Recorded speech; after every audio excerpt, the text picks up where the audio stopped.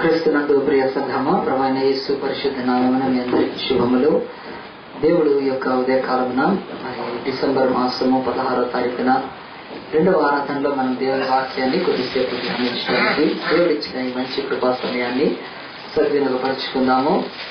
మరి దేవుని యొక్క వాక్యంలో నుంచి మత్తయి సువార్త 25వ అధ్యాయం తీద్దాము.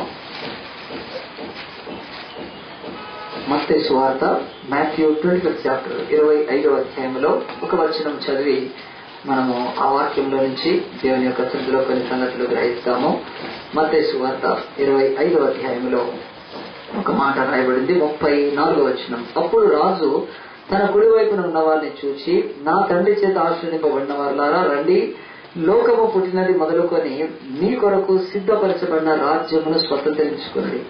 ఇక్కడ బైబిల్లో యేసు ప్రభు ఆ యొక్క ఒక విషయం చెప్తూ ఆయన ఏమన్నాడంటే, లోకము పుట్టినది మొదలుకొని రక్షింపబడ్డ వాళ్ళు, దేవుని అంగీకరించిన వారి కొరకు ఒక మంచి విషయం చెప్తున్నాడు. లోకం పుట్టినది మొదలుకొని తండ్రి నీ కొరకు సిద్ధపరిచిన ఆ పరలోక రాజ్యాన్ని స్వతంత్రించుకోండి అని చెప్తున్నాడు. సో ఈ యొక్క సిద్ధపరచడం అంటే దేవుడు ఇప్పుడు ఏం చేస్తున్నాడు అంటే మన కొరకు ఒక రాజ్యాన్ని సిద్ధపరుస్తున్నాడు. ఇది యుగాంతములో మనము దాంట్లో ప్రవేశించాలని చెప్పి దేవుడు ఈ మాటను వాడుతున్నాడు. సిద్ధపరచబడిన, ప్రిపేర్ అనే మాట బైబిల్లో 189 టైమ్స్ ఉందండి. 189 సార్లు బైబిల్లో సిద్ధపాటు అనే మాట, ప్రిపేర్ అనే మాట ఉంది. కనుక మరి ఈ ఉదయకాలమున సిద్ధపాటు ప్రతి వ్యక్తికి అవసరము. సిద్ధపడకుండా ఒక వ్యక్తి ఏదైనా అటెండ్ చేసినప్పుడు అది చాలా భయంకరంగా ఉంటది. కనుక వ్యక్తి ఈరోజు మరి ఉద్యోగం పొందటానికి సిద్ధపడుతున్నాడు, మరి ఎగ్జామ్ రాయడానికి సిద్ధపడుతున్నారు, ఒక వివాహం చేయడానికి, వివాహం చేసుకోవడానికి సిద్ధపడుతున్నారు, మరి రాజకీయ నాయకులు ఎలక్షన్స్ కొరకు సిద్ధపడుతున్నారు. కనుక ఈరోజు లోకములో ఒక బిడ్డ పుట్టినప్పుడు కూడా ఆ తల్లిదండ్రులు, ఆ ఇంటి వారు కూడా సిద్ధపడతారు. కనుక ఇలాగనే ఈ సిద్ధపాటు అనేది చాలా మనిషికి అవసరము. సిద్ధపాటు లేకుండా ఎవరైనా వెళ్ళినప్పుడు వారు ఘోరంగా విఫలం చెందుతారు. అయితే మరి బైబిల్లో ఈరోజు ఈ సిద్ధపాటు అనే మాట మనం ఎందుకు చూస్తున్నామంటే, యేసు ఈ లోకంలో జన్మించాడు, అది వాస్తవము. ఆయన జన్మను మరి చాలా గొప్పగా ఆనందించడము, దాన్ని మరి ఒక పండగ ఆచరించడము కూడా ఈరోజు జరుగుతూ, అయితే ఈ సమయంలో అనేకమైన సిద్ధపరచుకుంటున్నారు. రాబోయే 25th డిసెంబర్ అనే ఆ యొక్క దినము కొరకు బట్టలు సిద్ధపరుచుకుంటున్నారు, ఇంటిని సిద్ధపరుస్తున్నారు, దేవాలయాలను సిద్ధపరుస్తున్నారు, విపరీతంగా తినుబండారాలు, కేకులను సిద్ధపరుస్తున్నారు. ఆ తర్వాత మరి ఎంతో మంది క్రీస్తుని ఎరగని వారు, అంగీకరించని వారు, అసలు ఆయన ఆరాధించని వారు, ఆయన అంటే ఏమాత్రం కూడా విశ్వాసం లేని వారు కేక్ మిక్సింగ్ అని హోటల్లో కేక్ మిక్సింగ్లు చేస్తా ఉన్నారు. మరి ఆ యొక్క సినిమా హీరోలను, హీరోయిన్లను పిలిపించి మరి ఆ యొక్క కేక్ మిక్సింగ్ అని గ్లౌజులు వేసుకొని కలిపి కేకులు తయారు చేయడం స్టార్ట్ అయిపోయింది. అప్పుడే 4 రోజుల నుంచి సిద్ధపడుతున్నారు. ఇదంతా కాకుండా మరి ఆ రోజు స్పెషల్ డిన్నర్ల కొరకు మరి అనేక మంది ఆ యొక్క ఆహారం కొరకు సిద్ధపడుతున్నారు. సరే, ఇవన్నీ కూడా ఉన్నప్పటికీ కూడా బైబిల్ అంటుంది, యేసు జన్మలోనూ ఎరగాల్సిన ఒక నిగూఢమైన సంగతి, దేవుడు కూడా ఈయన కుమారుని పంపటానికి ఆయన సిద్ధపడ్డాడు. ఆయన సిద్ధపడి కొని చేశాడు. కనుక ఈరోజు మనం ఒక అంశాన్ని బైబిల్లో నేర్చుకుందాం. యేసు జన్మ దేవుడి సిద్ధపాటు. ఇది గ్రహిస్తే కొంత నీకు యేసు జన్మలో ఉన్న సార్థకత, ఆయన దేవుడు ఎందుకు పంపాడో నువ్వు సరిగ్గా అర్థం చేసుకునే అవకాశం ఉంది. కనుక యేసు జన్మ దేవుడి సిద్ధపాటు, అరే యేసు జన్మ యెహోవా దేవుడి సిద్ధపాటు. కనుక ఒకళ్ళు కంటున్నారంటే పిల్లల్ని న్యాచురల్ గా ఎన్నో సిద్ధపరచుకుంటారు. మరి ఈ లోకంలో పుట్టిన యేసు ప్రభు అనే ఈ దైవ కుమారుడు, మరి ఆయన పుట్టినప్పుడు దేవుడు ఒక 3 సంగతుల్ని సిద్ధపరిచాడు. ఆ 3ని మనం చాలా జాగ్రత్తగా క్లుప్తంగా నేర్చుకున్నాము. మొట్టమొదటి బైబిల్ చెప్తుంది, దేవుని యొక్క వాక్యము గలతీయులకు రాసిన పత్రిక 4వ అధ్యాయము 4వ వచనం చూస్తే, గలషియన్స్ 4:4లో దేవుని యొక్క వాక్యం చెప్తున్నది. మనందరం కూడా ఆ వాక్యము తీసి చదివితే గలతీయులకు రాసిన పత్రిక 4వ అధ్యాయము 4వ వచనంలో ఇలాగున రాయబడింది. ఏమనుంది అని అంటే, దేవుని యొక్క వాక్యంలో అక్కడ స్పష్టంగా ఒక మాట దేవుని యొక్క సన్నిధిలో వచ్చింది. అయితే కాలము పరిపూర్ణమైనప్పుడు దేవుడు తన కుమారుని పంపెను. చాలండి, ఆయన స్త్రీ యందు పుట్టి మనం దత్తపుత్రులము కావాలని ధర్మశాస్త్రమునకు లోబడి ఉన్న వారిని విమోచించుటకై ధర్మశాస్త్రమునకు లోబడిన వాడు ఆయన. ఇక్కడ బైబిల్ చెప్తుంది కాలము సంపూర్ణమైనప్పుడు దేవుడు తన కుమారుని పంపాడు అని. అంటే కాలము సంపూర్ణమైనప్పుడు దేవుడు ఆయన సిద్ధపరిచిన కుమారుడిని లోకానికి పంపాడు. కనుక దేవుని వాక్యం ఏం చెప్తుందనంటే, మనం వాక్యంలో చూస్తే మొట్టమొదటిది దేవుడు ఆయన దేన్ని సిద్ధపరిచాడు, ఎవరిని సిద్ధపరిచాడంటే జీసస్ ఈ లోకంలో పుట్టడానికి ఫస్ట్ ఆయన ప్రాఫిట్స్ ని సిద్ధపరిచాడు. ఆయన ఈ మాటలు చెప్పటానికి ఆయన ప్రవక్తలను సిద్ధపరిచాడు. మనం కొంచెం వెనక్కి తీస్తే పాత నిబంధనలో మరి ఆ యొక్క ఎహెజ్కేలు గ్రంథం తర్వాత ఉండే దానియేలు గ్రంథంలో మరి 9వ అధ్యాయంలో ఒక మాట చూస్తే, దానియేలు గ్రంథం 9వ అధ్యాయంలో చూద్దాము. అక్కడ యేసు ప్రభు పుట్టక ముందే 430 సంవత్సరాల క్రితమే దానియేలు అనే ఒక ప్రవక్త ఆయన ప్రకటిస్తున్నాడు. ఏమని ప్రకటిస్తున్నాడు? దానియేలు 9వ అధ్యాయంలో 24 వచనంలో, తిరుగుబాటును మాన్పుటకును, పాపమును నివారణ చేయుటకును, దోషము నిమిత్తం ప్రాయశ్చిత్తము చేయుటకును, యుగాంతమున వరకుండి నటి నీతిని బయలుపరచుటకును, దర్శనమును ప్రవచనమును ముద్రించుటకును, అతి పరిశుద్ధ స్థలమును అభిషేకించుటకును, నీ జనమునకు పరిశుద్ధ పట్టణమునకు 70 వారములు విధింపబడెను అని చెప్పి యెరూషలేమును మరలా కట్టించవచ్చునని ఆజ్ఞ బయలుదేరే సమయం మొదలుకొని అభిషక్తులకు అధిపతి వచ్చు వరకు 7 వారములు పట్టినాయి. అభిషక్తుడు అంటే మెస్సయ్య అని చెప్తుంది. దేవుడు దానియేలు ద్వారా ప్రకటన చేశాడు. ఇలా ఉన్న చెప్తే చాలా ఉన్నాయి, కానీ బైబిల్లో మనము క్లుప్తంగా దాన్ని అవగాహన చేసుకోండి. యేసు రాకముందే దేవుడు ప్రాఫిట్స్ ని సిద్ధపరిచాడు. యేసు ఎక్కడ పుడతాడు, యేసు ఎందుకు పుడతాడు, యేసు ఎవరికి పుడతాడు, యేసు ఆయన పుడితే ఏం చేస్తాడు, ఇవన్నీ కూడా ప్రవక్తల నోట పెట్టాడని. ఈ మాటలు బైబిల్లో దేవుని వాక్యాన్ని మనం గ్రహించేటప్పుడు యేసు జన్మలో మొట్టమొదటిది దేవుడు ఏమి సిద్ధపరిచాడంటే ప్రాఫిట్స్ ని సిద్ధపరిచాడండి. ఎవరైనా సరే ఒక బిడ్డ పుడుతున్నారంటే ఆ యొక్క కన్సీవింగ్ అయినాక వాడు గర్భం దాల్చిన తర్వాత డాక్టర్ దగ్గరికి వెళ్తే వాళ్ళు క్యాలిక్యులేట్ చేస్తున్నారు. ఏమని క్యాలిక్యులేట్ చేస్తున్నారు? ఇన్ని వారాలు కనుక ఫలానా బిడ్డ ఈ టైంలో పుడుతుందని అల్ట్రాస్కొని ఆ యొక్క స్కానింగ్ చేసి చెప్పేస్తున్నారు. ఫలానా టైం డాక్టర్లు చెప్పినట్టు దాదాపుగా పుడతారు, కొంచెం అటు ఇటు పుడుతున్నారు. ఈ జ్ఞానం ఎక్కడి నుంచి వచ్చిందంటే సైన్స్ ని బట్టి కలిగింది. కనుక తల్లి గర్భంలో ఆ యొక్క బిడ్డ కదలికలన్నిటినీ కూడా చూస్తూ, దాన్ని ఫొటోస్ తీస్తూ, లేకపోతే దాన్ని రీడ్ చేస్తూ బిడ్డ ఆరోగ్యం ఎట్లా ఉంది, ఆ యొక్క కడుపులో ఉన్న బిడ్డ ఆ యొక్క అవయవాలు ఎట్లా ఉంది అంతా ఈరోజు సైన్స్ ఎప్పుడు పుడతారో ఆ బిడ్డ పుడతారో డేట్ కూడా చెప్పగలుగుతున్నారంటే ఇది సైన్స్ ని బట్టి ఒక బిడ్డ కడుపులో ఉన్నప్పుడు ఆ పిండము ప్రారంభమైనప్పుడు చెప్పగలుగుతున్నారు. కానీ ఈ బైబిల్ చెప్తుంది అసలు యేసు ప్రభు రాకముందు 700 సంవత్సరాల క్రితం నుంచే ప్రాఫెసీ ఉంది. 2000 సంవత్సరాల క్రితం యేసు కంటే ముందు 1000 సంవత్సరాల నుంచి చెప్తున్నాడు.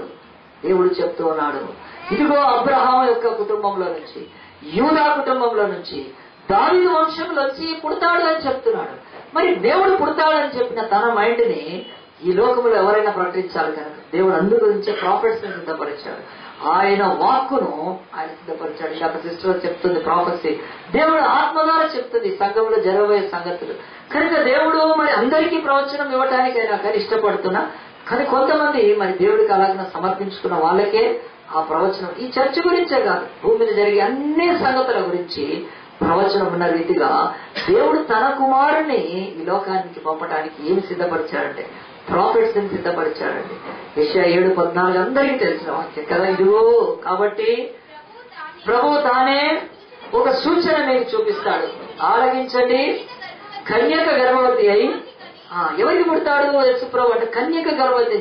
ఎక్కడ పుడతాడు అంటే మీకా 5:2 యూదా బెత్లెహేము, యూదా ప్రధానులు ఎంత మాత్రం అల్పమైన దానం కాదు, యూదులను ఏలడానికి నీలో నుంచి ఒక అధిపతి పుడతాడని దేవుడు స్థలాలతో సహా వ్యక్తితో సహా ఆయన యొక్క పుట్టుక యొక్క మరి ఆ యొక్క మరి ప్రణాళిక సమస్తాన్ని బయలుపరిచాడంటే బైబిల్ ఏం చెప్తుందంటే దేవుడు యేసు ప్రభువుని లోకంలో పుట్టించడానికి దేవుడు ఏం సిద్ధపరిచాడంటే ప్రాఫిట్స్ ని సిద్ధపరిచాడు. ఎందుకు ప్రాఫిట్స్ అంటే మనం ఒక విషయాన్ని గమనిస్తే, ఒకసారి ఒక వ్యక్తి ఏం చేశాడంటే తన దగ్గర ఒక పుస్తకాన్ని ప్రచురించాలని ఆశపడి ఆ పుస్తకాన్ని చేత్తో రాయడము, కాపీలు రాయడం చాలా కష్టం కనుక అలాంటి పరిస్థితుల్లో ఆయన ఏం చేశారంటే దీన్ని ప్రింట్ చేస్తే బాగుంటదని ఒక పుస్తకం తీసుకొని ఆ పుస్తకంలోని అందరికీ తెలియాలని అంశాలన్నింటినీ పేర్చాడు. వాటిని అప్పుడు లెటర్ ప్రెస్ అంటారు, అన్నింటినీ పేర్చి సంవత్సరాలు కష్టపడి ఆయన అంతా సిద్ధపరిచి దాన్ని ప్రింటింగ్ చేయడానికి ఆ ప్రింటింగ్ ప్రెస్ లో పెట్టుకొని తన మెటీరియల్ అంతా ఉండి ఇంకా కొన్ని దినాల్లో అది బయటకు వస్తుంది అనుకున్నప్పుడు ఒకరోజు రాత్రి ఫైర్ యాక్సిడెంట్ అయ్యి ఆ ప్రెస్ మొత్తం కాలిపోయిన తర్వాత ఆ బూడిదలో కూర్చొని ఆయన ఏడుస్తూ, నా బతుకు ఎందుకు ఇంత భయంకరంగా తయారైంది, నేను ఇంత మంచి పని తలపెట్టినా ఇంత దురదృష్టం నన్ను వెంటాడింది, దీని వెనక ఏదైనా కీడు ఉందా, కుట్ర ఉందా అనుకొని చాలా మదనపడి నేను ఇది కంటిన్యూ చెయ్యాలా వద్దా, పొయ్యిదిగా కాలిపోయింది, ఇంకా ఇది వల్ల అవుతుందా నా లైఫ్ లో, ఇంకా అది కాకపోవచ్చు అని ఆయన నిరాశ నిస్పృహలో ఉన్నప్పుడు మళ్ళీ తను సముదాయించుకొని లేదు ఈ పని చెయ్యాలి, చేయకపోతే నా జీవితానికి అర్థం లేదనుకొని మళ్ళీ తను చేసిన వర్క్ అంతా మళ్ళీ మొదటి నుంచి ప్రారంభించి మళ్ళీ ఒక్కొక్క అక్షరం పేర్చి ఆ యొక్క కాలిపోయిన ప్రింటింగ్ ప్రెస్ తో పాటు మళ్ళీ కొత్త తీసుకొని ప్రింట్ చేసి దాన్ని ఇచ్చేసాడు. చాలా గ్యాప్ చేసింది ఆ టైంకి. అయినా వాటికి తను అనుకున్నది నెరవేర్చి ఆ యొక్క పుస్తకాన్ని రిలీజ్ చేసినప్పుడు మరి అప్పటి నుంచి చాలా మంది ఆ పుస్తకాన్ని బట్టి బెనిఫిట్ అయ్యి తర్వాత అతని జీవితము ధన్యమైందని నమ్ముతూ ఆయన జీవితంలో ఈ యొక్క విషాదకరమైన తను చేయాలనుకున్నది కాలిపోయిన తర్వాత నేను ఆగి ఉంటే మరి అది జరిగేది కాదు, కానీ నేను కొనసాగినందుకే జరిగిందని మన భారతదేశంలోనే బెంగాల్లో మరి సరంపూర్ అనే ఒక ప్రాంతంలో ఇంగ్లాండ్ లో చెప్పులు బాగు చేసుకునే ఆయన, చెప్పులు కంపెనీ కాదు, చెప్పులు బాగు చేసుకునే ఆయన భారతదేశానికి వచ్చి ఇండియాలో మరి నానా తిప్పలు కష్టాలు పడుతూ ఇక్కడ భయంకరమైన వ్యతిరేకతల మధ్యలో మరి ఈ యొక్క ఇంగ్లీష్ లో ఉన్న బైబిల్ ను ట్రాన్స్లేట్ చేశాడండి. ఆయన పేరు విలియం కేరీ. హల్లెలూయా. 30 భాషల్లో ట్రాన్స్లేట్ చేశాడు. సంస్కృతం, మరాఠీ, ఒరియా, కన్నడ, తెలుగు అనేక భాషలు నేర్చుకొని ఆయన బైబిల్ ను ట్రాన్స్లేట్ చేసినప్పుడు ఫస్ట్ ఇండియాలో ప్రింట్ అయిన బుక్ బైబిల్. ఎంత ధన్యులమండి మనం. ఈరోజు వందల పుస్తకాలు ఈరోజు ప్రపంచం మార్కెట్ లో ఉన్నాయి, కానీ బైబిల్ ఫస్ట్ బుక్ ఇండియాలో ప్రింట్ అయిన బుక్.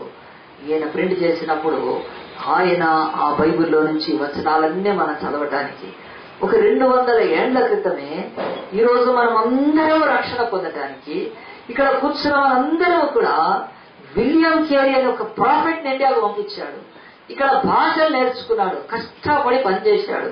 భయంకరమైన వ్యతిరేకతల మధ్యలో ఆయన ఈ బైబిల్ ను ట్రాన్స్లేట్ చేసి ఈ రోజు మనకు అందించాడంటే మన బ్రతుకుల్లోకి యేసు రాకముందు, యేసు నిజంగా ఈ లోకంలోకి రాకముందు 100 సంవత్సరాల క్రితం ప్రాఫిట్స్ ని సిద్ధపరిచాడు, ప్రవక్తల్ని. ఈ రోజు నీ జీవితంలో కూడా ఈ బైబిల్ తీసి నీవు చదువుకొని ఈ బైబిల్లోని మాటలు ధ్యానించి నీ జీవితంలోకి యేసు ప్రభువును అంగీకరించడానికి నీ కొరకు కూడా దేవుడు ఈ దేశంలో సిద్ధపరిచాడు. భారతదేశంలో ఎవరు కూడా ఆ యొక్క హీబ్రూ భాష నేర్చుకొని గ్రీకు భాష నేర్చుకొని పోయి యేసుక్రీస్తుని ఎరిగి రక్షణ పొందినవాడు ఎవడూ లేడు. ఆయనే సిద్ధపడి ఆయనే ప్రాఫిట్స్ ని సిద్ధపరిచి మన మధ్యలోకి నడిపించి వారి ద్వారా ఈరోజు ఈ లేఖనాలను మనం ఎరిగాం. తెలుస్తుందా యేసు జన్మ అంటే ఏమిటి అనంటే, నీవు యేసును అంగీకరించడానికి, నీ జీవితంలో యేసు జన్మించడానికి అనుకుంటే ఆయన ఒక 200-300 ఏండ్ల క్రితమే ఇండియాలోకి బైబిల్ తీసుకొచ్చాడు.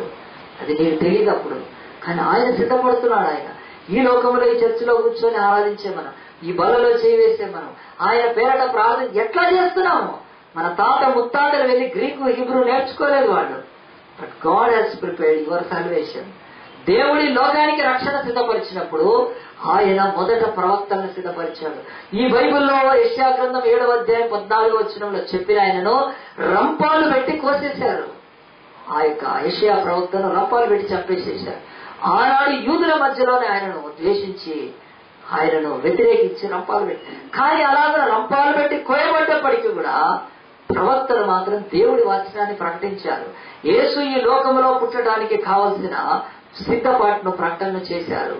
ఆలోచిస్తున్నావా ఈరోజు నీ జీవితంలో ఎంత మందిని తీసుకొని వచ్చాడు దేవుడు? ఈ ప్రాఫిట్స్ ని తీసుకొచ్చాడు. ఈ భాష, ఈ వాక్యము మన చేతికి అందింపబడిందంటే నీ జీవితంలో యేసు జన్మించడానికి ఫస్ట్ గాడ్ ఏది సిద్ధపరిచాడంటే, ఏది సిద్ధపరుస్తూ ఉంటాడంటే ఆయన ప్రాఫిట్స్ ని, ప్రవక్తల్ని సిద్ధపరిచాడు. విలియం కేరీ ఒకవేళ మన దేశంలోకి రాకపోతే మనకి ఈరోజు ఈ బైబిల్ ఉండేదా? మనకు ఈ యొక్క ప్రవచనం ఉండేదా? యేసు ప్రభు ఆయన ఎవరికి పుట్టాడు, ఎందుకు పుట్టాడు, ఇన్ని దేవతల మధ్యలో కూడా ఇంత అఖండమైన రక్షకుడు ఎలాగో నిలబడగలిగిన సంగతులు మనము వెళ్ళి తెలుసుకోలేకపోయేవాళ్ళం. God has prepared. ఇది గుర్తుపెట్టుకోండి. మీ కొరకు ఆయన ప్రవక్తలను సిద్ధపరిచాడు. వారి నోట ఈ యొక్క వాక్యము మరి అది మన భాషలోకి తర్జుమా చేయబడి కూడా ఈ రోజు వరకు ఉన్నదని బైబిల్ చెప్తుంది. కనుక మొదటిది చూసిన తర్వాత మనం రెండో విషయాన్ని చూద్దాం. చూడండి, బైబిల్ మొదట ప్రవక్తను సిద్ధపరిచాడు. ఈ బైబిల్ మన భాషలోకి ఇవ్వటానికి విలియం కేరీ లాంటి ఆయనను ఇంగ్లాండ్ నుంచి తీసుకొచ్చాడు ఇక్కడికి. ఆయన మన కొరకు తన ప్రెస్ కాలిపోయి బూడిద అయిపోయినాక కూడా మళ్ళీ రెండోసారి ప్రయత్నం చేసి తీసుకొచ్చాడు. కనుక ఎంత ఈజీగా మనం దేవుని వాక్యాన్ని చదువుకోగలుగుతున్నాం, దేవుడి ప్రవచనాలను గ్రహించగలుగుతున్నాం. కనుక రెండవది లూకాసు సువార్త 2వ అధ్యాయంలోనే ఇంకొకటి బైబిల్ చెప్తుంది. యేసు జన్మ ఆ తర్వాత తండ్రి సిద్ధపాటు ఏమిటి అంటే ఆ యొక్క యేసు జన్మలో రెండవది సిద్ధపాటు. లూకాసు సువార్త 2వ అధ్యాయంలో ఒక మాట రాయబడి ఉంది. చూద్దాం. ఆ దినములలో సర్వలోకమునకు ప్రజాసంఖ్య వ్రాయబట్టగై కైసరు ఔగుస్తు వలన ఆజ్ఞాయను. ఇది కురేనియా సిరియా దేశమునకు అధిపతి అయి ఉన్నప్పుడు జరిగిన మొదటి ప్రజాసంఖ్య. అందరూ ఆ సంఖ్యలో వ్రాయబట్టకు తమ తమ పట్టణములకు వెళ్లిరి. యోసేపు దావీదు వంశంలోని గోత్రములోని పుట్టినవాడు కనుక తనకు భార్యగా ప్రదానము చేయబడి గర్భవతి అయి ఉండిన మరియతో కూడా ఆ సంఖ్యలో వ్రాయబట్టకు గలిలయలోని నజరేతు నుండి యూదయలోని బెత్లెహేమున దావీదు ఊరికి వెళ్ళెను. దేవుని వాక్యం ఇక్కడ ఇంకొక విషయాన్ని దేవుడు ఏమి సిద్ధపరిచాడనంటే, దేవుని యొక్క వాక్యం చెప్తుంది ఒక రాజును సిద్ధపరిచాడు. ఈయన ఒక రాజు కాదు, రారాజిన ఎంపరర్ గనక కైసర్ ఔగస్తు సీజర్ అగస్టస్ అనే ఆయన రోమన్ సామ్రాజ్యానికి అధినేతగా ఉన్నాడు. ఆయన రారాజుగా ఉన్నాడు. ఆయన ఒక ఆజ్ఞ జారీ చేశాడు. నా యొక్క ఈ దేశంలో ఉన్నవారు, దేశాలే ఆయన, నా రాజ్యం నా సామ్రాజ్యంలో ఉన్న ప్రతి ఒక్కరూ కూడా వాళ్ళ పేరు నమోదు చేసుకోవాలి, జన సంఖ్యను నేను లెక్క పెట్టాలనుకుంటున్నానని ఒక ఆజ్ఞను జారీ చేస్తే అందరూ కూడా ఆ ఆజ్ఞను లోబడి వాళ్ళు ఆ యొక్క జనసంఖ్యను అంటే ఆ యొక్క సెన్సస్ లో నమోదు చేయించుకోవాలి. లేదంటే మాత్రము రాజు ఊరుకోడు కనుక మరి ఆ సమయంలోనే బైబిల్ చెప్తుంది యోసేపు మరియకు ప్రదానం చేయబడి ఆమె గర్భవతిగా ఉన్నప్పుడు, వాళ్ళు నజరేతులో ఉన్నప్పుడు, గలిలయ ప్రాంతంలో ఉన్నప్పుడు, వారి ప్రాంతంలో ఉండి వారి పేరు లెక్కలోకి రాకపోతే రేపు వారిని పట్టుకుంటారు కనుక వారు ఏం చేశారంటే ఆ యొక్క దావీదుపురానికి వెళ్తున్నారు. ఎందుకు దావీదుపురానికి వెళ్తున్నారంటే ఆ యొక్క యోసేపు గాని ఆ మరియ గాని వారు దావీదు వంశానికి చెందిన వారు కనుక ఆ ప్రాంతానికి వెళ్ళాలి. మనందరికి మంచి ఒక ఎగ్జాంపుల్ రేషన్ కార్డు గురించి చాలా మంది ఒకసారి చర్చిలో ఇట్లా చాలా మొత్తము డౌన్ అయిపోయారు. ఏంటి చర్చిలో చాలా మంది రావట్లేదంటే రేషన్ కార్డు ఇవ్వటానికి వేరే చర్చ లేదని ఇస్తున్నారా? కాదు, వాళ్ళు ఇంట్లోకి వెళ్ళిపోయారండి. వాళ్ళ ఇంట్లోకి వెళ్ళి రేషన్ కార్డులో పేరు నమోదు చేసుకున్నప్పుడు ఎవరి స్వగ్రామానికి వాళ్ళు వెళ్తేనే అక్కడ వాళ్ళ పుట్టిన స్థలంలో దాన్ని నమోదు చేస్తారు. కనుక అలాగనే ఇక్కడ కూడా బైబిల్ చెప్తుంది దేవుడు ఒక రాజును సిద్ధపరిచాడు. ఎందుకు సిద్ధపరిచాడంటే ఈ లేఖనాలు నెరవేరాలంటే ఒక రాజు ఆజ్ఞ అయితే తప్ప ఈ గలిలయల నుంచి యోసేపు కదలడు, మరియ కదలదు. కనుక రాజు ఆజ్ఞ లోబడాలి. కనుక వాళ్ళు లోబడి నజరేతులో నుంచి పోయి దక్షిణ ప్రాంతానికి వచ్చారు. చెప్పాలంటే ఆదిలాబాద్ లో ఉండేవాళ్ళు, వాళ్ళు అనంతపురికి వెళ్ళినట్టు మన భాషలో చెప్పాలంటే. అంటే వాళ్ళు గలిలయ సమరయ దాటి యూదయలోని బెత్లెహేము వరకు ప్రయాణం చేసుకుంటూ ఆనాడు వాళ్ళ యొక్క పేరును నమోదు చేయించుకోవడానికి బెత్లెహేముకి వెళ్ళాడు. ఎందుకు ఈ మాట నేను చెప్తున్నాను, ఈ యొక్క సీజర్ అగస్టస్ అతడు రాజు, కానీ దేవుడు అతన్ని సిద్ధపరిచాడు. అతడి నోట ఏం మాట ఉంచాడంటే ఇదిగో ప్రజాసంఖ్య మరి ఇది జరగాలి అని చెప్పినప్పుడు దాని ప్రకారము వాళ్ళు రాకపోతే బైబిల్ ఆ యొక్క ప్రవచనము అది అబద్ధమైపోయేది. ఎందుకంటే దేవుడు అన్నాడు దావీదు వంశంలో ఉడతాడన్నాడు, ఆయన బెత్లెహేములో ఉడతాడు రొట్టెల గృహంలో అని చెప్పినప్పుడు వీళ్ళు వెళ్లకుండా యేసుప్రభు వేరే దగ్గర పుడితే ఈ బైబిల్ పచ్చి అబద్ధమైపోయేది. కనుక దేవుడు అంటున్నాడు ఆయన ప్రవచించిన ప్రవచనం నెరవేరటానికి, లేఖనాలు నెరవేరటానికి ఏది ఆకాశం భూమి గతించిపోతాయి కానీ ఈ వాక్యములను ఒక్క పుల్లైన సున్నా తప్పిపోకుండా గతించిపోదు. గడ్డి ఎండును పువ్వు రాలును దేవుని వాక్యం నిరంతరం నిలుస్తుందని చెప్పిన దేవుడు పూలైపోయేవాడు. కానీ ఆయన ఆ పని కాదు, ఆయన ఇంకొక సిద్ధపరిచి చేశాడు. ఏంటంటే ఆ యొక్క రాజును సిద్ధపరిచాడు. సో దీన్ని మనం ఎట్లా అర్థం చేసుకోవాలి, మనకేం వర్తిస్తుందనంటే చాలా మీనింగ్ ఉంది. యోసేపు మరియల ఆజ్ఞ కాకపోతే వెళ్ళేవారు కాదు. మన జీవితాల్లో ఈ రోజు కూడా ఎంతో మన జీవితాల్లో మనం అన్వయించుకోవాలి, గ్రహించాలి కూడా. ఒక ప్రదేశంలో ఒక ఆయన బాప్తిసం తీసుకోవాలనుకున్నాను, ఒక స్టేట్ లో బాప్తిసం తీసుకోవాలనుకున్నప్పుడు పాస్టర్ వెళ్ళి అడిగాడు, అయ్యా నేను బాప్తిసం తీసుకోవాలనుకుంటున్నాను, యేసు నమ్ముతున్నాను, నా హృదయం ఆయనకు సమర్పించాను, నేను పాప క్షమాపణ కొరకు మారు మనసు పొందాను, నేను ఇంకా ఏ మతాన్ని కులాన్ని నమ్మటం లేదు, నేను యేసు నమ్ముతానన్నప్పుడు నాకు బాప్తిసం అంటే ఆ పాస్టర్ నేను ఇవ్వను అన్నా. ఎందుకు అనంటే నేను ఇవ్వడానికి వీలు పడదన్నా. అదేమిటి అనంటే అవును అలాగునే ఉన్నది అని చెప్పి ఎవరు వచ్చినా బాప్తిసం నిరాకరిస్తున్నాడు. ఎందుకంటే ఆ పాస్టర్ భయపడుతున్నాడు. ఎందుకంటే అప్పుడు ఆ రాష్ట్రంలో ఒక చట్టం ఉండింది ఏమనంటే, ఇదిగో ఎవరైనా బాప్తిసం ఇవ్వాలంటే ఫస్ట్ క్లాస్ మెజిస్ట్రేట్ దగ్గరికి వెళ్ళి నిలబడి ఆయన పర్మిషన్ తీసుకొని కన్వర్ట్ కావాలి. ఎందుకంటే ఆ స్టేట్ లో ఆ సమయానికి అలాంటి రూల్ ఎన్ఫోర్స్ ఉంది. గవర్నమెంట్ ఒక జీవో జారీ చేసింది, ఒక చట్టాన్ని, అది శాసనాన్ని చేసి వెలువరించింది. ఏమిటంటే ఎవ్వరు కూడా బాప్తిసం తీసుకోవడానికి లేదు. ప్రభుత్వం కనుక వాళ్ళు భయపడతా ఉన్నారు.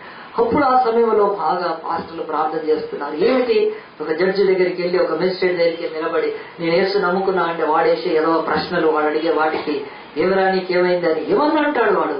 వ్యతిరేకులు కనుక అదంతా భరించలేక పాస్టర్లు వెళ్ళలేక బాప్తిసాలు ఇవ్వలేక చాలా భయంకరంగా ఉంది. మరి ఆ సమయంలో నేను ఆ స్టేట్కి వెళ్ళాను. ఏపీ పాస్టర్స్ కాన్ఫరెన్స్ అవుతుంది ఆ స్టేట్ లో.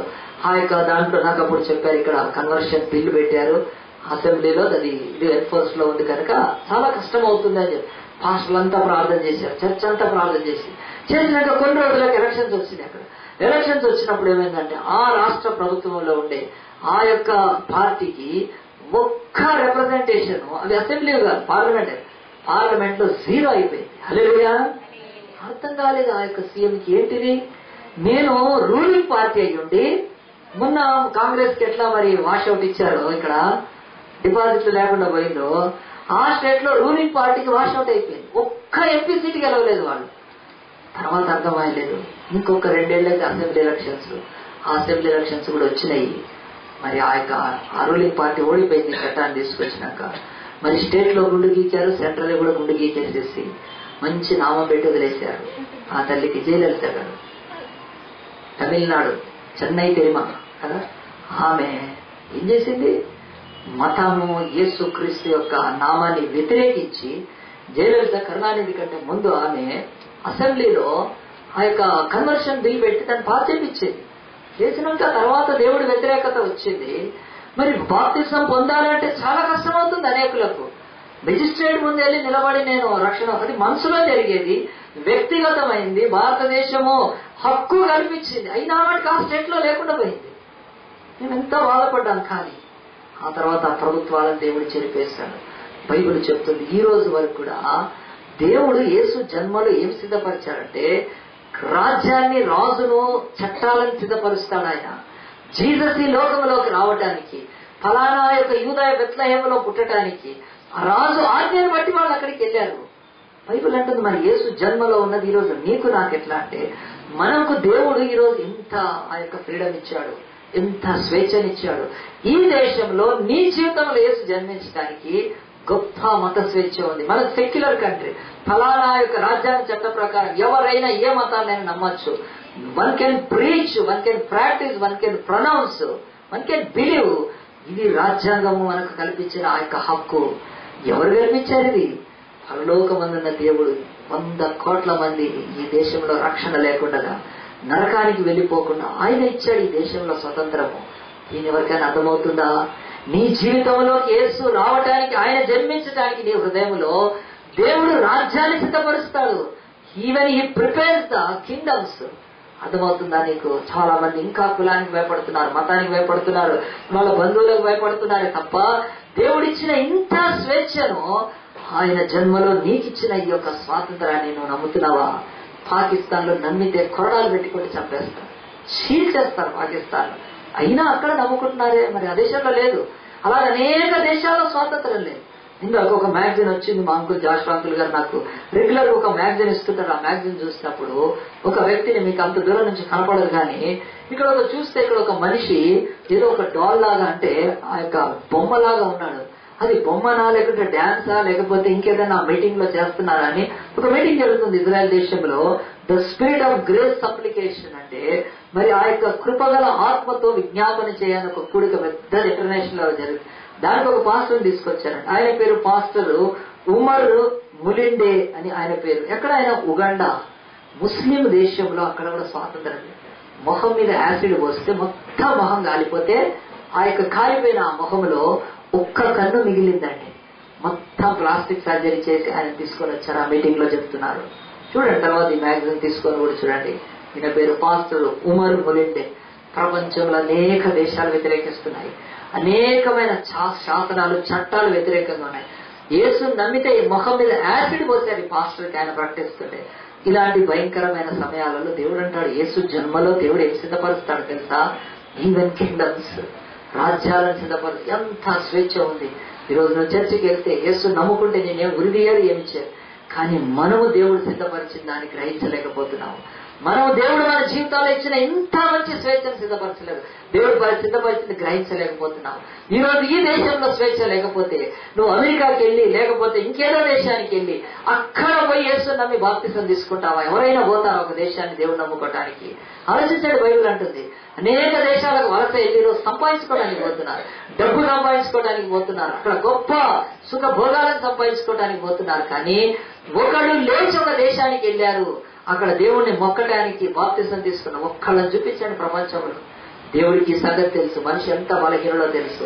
ఆ యొక్క మరియా యోసేపులు ఎంత బలహీనలో తెలుసు. పేదవాళ్ళు వాళ్ళు కనుక వాళ్ళు కదలరు, ఎవరు చెప్తే కదలరు.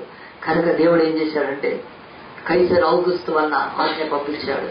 ఈ దేశంలోంచి, ఆ ప్రాంతంలోంచి లేచి బెత్లెహేమికి వెళ్ళేటట్టు ఈ స్వేచ్ఛ ఈ రోజు మన జీవితాల్లో దేవుడు ఇస్తుంటే దేవుడు అడుగుతాడు, నీ మీద మొహం మీద యాసిడ్ వస్తున్నారా? నిన్ను చంపేస్తున్నారా? యేసు నమ్ముకుంటే ఉద్యోగం ఇవ్వనన్నారా? యేసు నమ్ముకుంటే మీకు రేషన్ కార్డు తీసేస్తానారా? ఆధార్ కార్డు తీసేస్తానారా?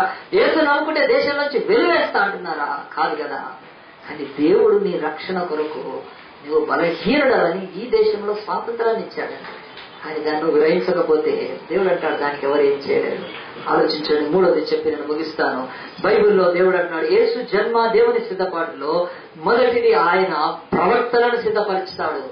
ఈ ప్రిపేర్ ద ప్రాఫిట్స్. సెకండ్, ఈ ప్రిపేర్ ద కింగ్డమ్. ఈవెన్ ఆయన రాజ్యాలను సిద్ధపరుస్తాడు తన కుమారుడి యొక్క ఆ యొక్క రక్షణ పొందుకోవటానికి. మూడవది ఇదే బైబిల్ చెప్తుంది మనందరం కూడా. మరి ఆ యొక్క లూకా సువార్తలోనే మొదటి అధ్యాయంలో కొన్ని మాటలు చూస్తే, మొదటి అధ్యాయంలో 26వ వచనంలో ఇలా రాయబడింది, 6వ నెలలో గబ్రియేలు దేవదూత గలిలయలోని నజరేతు ఊరిలోకి వచ్చి దావీదు వంశస్థులైన యోసేపును ఒక పురుషునికి ప్రదానం చేయబడిన కన్యకకు దేవుని చేత పంపబడెను. ఆ కన్యక పేరు మరియా. ఆ దూత లోపలికి వచ్చిన ఆమెను చూచి, దయాప్రాప్తురాలా, నీకు శుభము, ప్రభువు నీకు తోడై ఉన్నాడని చెప్పాను. ఆమె ఆ మాటకు బహుగా తొందరపడి ఈ శుభవచనం ఏమిటో అని ఆలోచించుకొనిచుండగా దూత, మరియా భయపడకుము, దేవుని వలన నీవు కృప పొందితివి. ఇదిగో నీవు గర్వము ధరించి కుమారుని కని ఆయనకు యేసు అని పేరు పెట్టుదువు. ఆయన గొప్పవాడై సర్వోన్నతుని కుమారుడు అనబడును. ప్రభు అయిన దేవుడు ఆయన తండ్రి అయిన దావీదు సింహాసనమును ఆయనకి ఇచ్చును. ఆయన యాకోబు వంశస్థులను యుగ యుగ యుగ యుగములు ఏలును. ఆయన రాజ్యము అంతము లేనిదై ఉండునని ఆమెతో చెప్పాను. అప్పుడు మరి ఏమందో చూడండి, నేను పురుషుని ఎరగని దానిని ఇది ఎలాగూ జరుగునని దూతతో అనగా, దూత పరిశుద్ధాత్మని మీదికి వచ్చును, సర్వోన్నతుని శక్తి నిన్ను కమ్ముకొనును కనుక పుట్టబోయే శిశువు పరిశుద్ధుడై దేవుని కుమారుడు అనబడును, మరియు నీవు బంధువురావులని చెప్పి ఆ వాక్యం అక్కడికి వదిలేస్తే బైబిల్ అంటుంది దేవుడు మూడవది ఎవరిని సిద్ధపరిచాడంటే దేవుడు ఒక స్త్రీని సిద్ధపరిచాడు. తన కుమారుణ్ణి లోకములోకి పంపటానికి ఒక తల్లిని ఒక తండ్రిని సిద్ధపరిచాడు. ఒక వ్యక్తిని, ఒక స్త్రీని తీసుకొని, ఒక కన్యకను తీసుకొని దేవుడు ఆమె కడుపును సిద్ధపరిచాడు. మరి ఆమెకు దేవుడి దూత కనపడంగానే కన్యక మరియ భయపడిపోయింది. అమ్మో ఏమిటి నా జీవితంలో, నువ్వు దయాప్రాప్తురాలు, నీ కడుపున యేసు పుడతాడన్నప్పుడు అయ్యో నాకు వివాహం కాలేదే, నాకు పూలు పనులు అయ్యున్నాయే, నాకు ఎంగేజ్మెంట్ అయ్యింది అని చెప్పి భయపడుతూ ఉన్నప్పుడు, కాదు కాదు నువ్వు పరిశుద్ధ ఆత్మ ద్వారా గర్భం ధరిస్తావు, నువ్వు కుమారుని కనాలని చెప్పినప్పుడు ఆమె లోబడి విధేయత చూపించి యేసుకు జన్మనిచ్చిందనే సంగతి అందరికీ తెలుసు. కానీ దేవుడు ఇక్కడ ఒక స్త్రీని సిద్ధపరుస్తుంది. ఈ స్త్రీ విషయం ఆలోచించండి, ఎంత భయంకరమైన సంగతి. అయ్యో నేను గర్భవతిని అని తెలిస్తే మా అమ్మ నాన్నలు ఏమంటారు? మా అమ్మ నాన్న కానీ నా యొక్క ఈ అవమానాన్ని చూసి వాళ్ళైనా ఉరిపెట్టుకొని సావాలి, నేనైనా ఉరిపెట్టుకొని సావాలి. లేకపోతే ఈ సంగతి మరి లోకానికి తెలిస్తే తీసుకెళ్లి రాళ్లు పెట్టి ధర్మశాస్త్ర ప్రకారము, సీనాయి కొండ మీద దేవుడిచ్చిన ధర్మశాస్త్ర ప్రకారం ఏ స్త్రీ అయినా వివాహానికి ముందే ప్రెగ్నెంట్ అయితే ఆ విషయాన్ని అందరి ముందు తీసుకొచ్చి ఊరు వెలుపడి తీసుకెళ్లి రాళ్లు పెట్టి కొట్టి చంపాలి. ఆ రాజున వారు జనంలోంచి కొట్టి వేయబడుదురు అని ధర్మశాస్త్రం. చాలా స్ట్రింజెంట్ ఉంది ఆ యొక్క రూల్ అది. కనుక ఏ స్త్రీ ఆనాడు అలాగనే చేసేది కాదు, భయపడేది. కనుక ఇప్పుడు కన్యకకు ప్రధానమైన ఎంగేజ్మెంట్ అయినాక రెండు కుటుంబాల మధ్యలో దేవుడి యొక్క సన్నిధిలో రాష్ట్రులు ప్రధానులు కలిసి వీళ్ళను తూలనాడి ఎంత ఘోరంగా.